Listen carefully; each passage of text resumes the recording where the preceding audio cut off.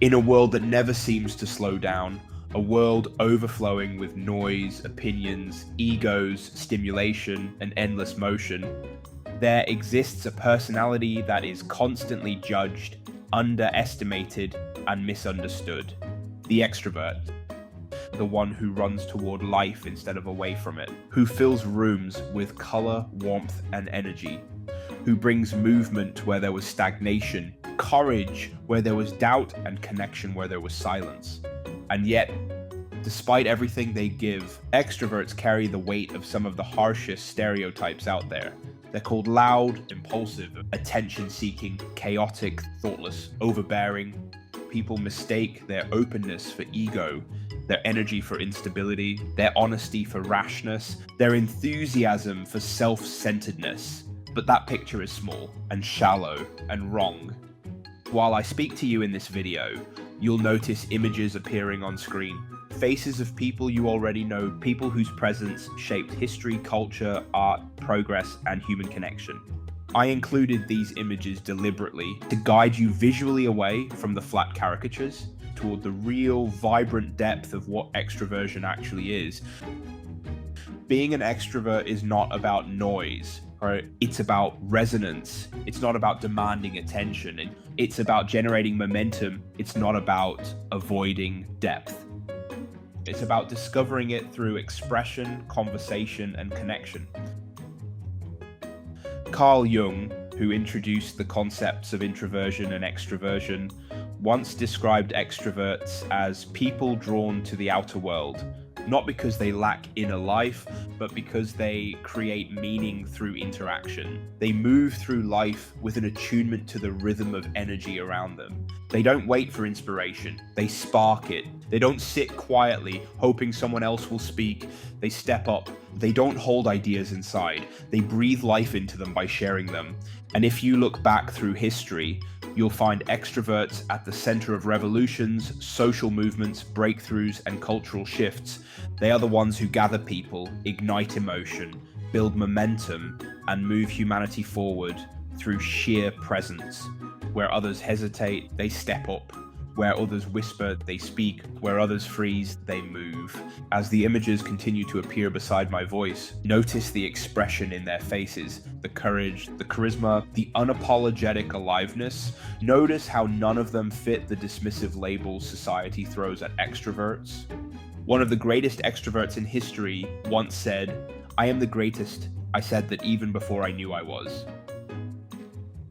People mocked Muhammad Ali for that line.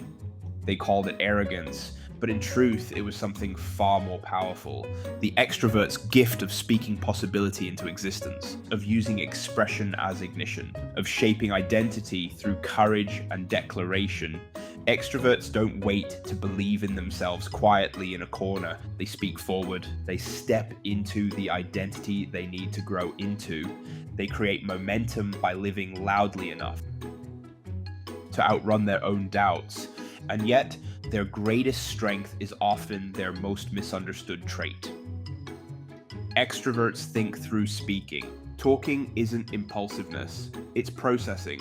Expression isn't chaos, it's clarity. Interruptions aren't disrespect, they're overflowing presence. They're not trying to dominate, and they're trying to connect. Desperately, immediately, deeply. Connection is how extroverts understand themselves. Through dialogue, through shared emotion, through energy exchanged back and forth like a living, breathing conversation. But this world, this loud, arrogant, overstimulated world, blames extroverts for the noise while ignoring the gifts they bring into it. People forget that it was the extroverts who stood up first when something needed to be said, that it was extroverts who built bridges between strangers, that it was extroverts who led movements during times of silence and fear, that it was extroverts who fought battles with their voice when others were too afraid to speak. Their boldness is not ego.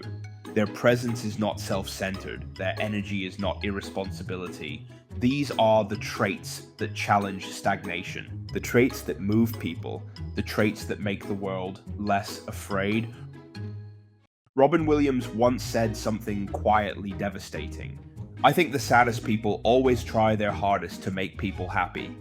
This is the heart of many extroverts. They shine not because they cannot feel pain, but because they refuse to let others feel it alone.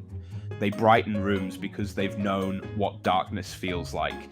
They give laughter because they know the cost of silence. As you look at the faces appearing on screen, leaders, performers, creators, revolutionaries, see the warmth in their eyes, see the emotion behind the smile, see the depth beneath the spark. None of them are empty. None of them are shallow. None of them are simple. Extroverts are not caricatures. They are currents of life. They are emotional anchors. They are catalysts for movement. They are mirrors held outward, reflecting the world back to itself with color and intensity. To be an extrovert is to live in motion, to breathe meaning into moments by participating in them, to find clarity by interacting with life instead of hiding from it, to express, to engage, to move toward connection, even when misunderstood, even when judged, even when criticized for simply being alive in the way they were built to be. One of history's most famously extroverted leaders once said, "Success is not final.